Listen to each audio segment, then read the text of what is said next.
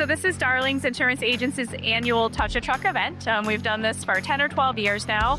We invite local fire departments, police departments to bring their vehicles and equipment out and open it up to the community just for the kids to have a chance to come out, learn about some fire safety, climb around in the vehicles. As you can hear, they are having a great time tonight. We'd actually opened it up this year to include some commercial vehicles thanks to Brewer Public Works and Versant.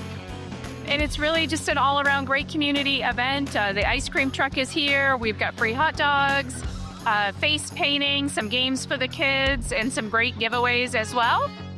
So just another way we get to support our community.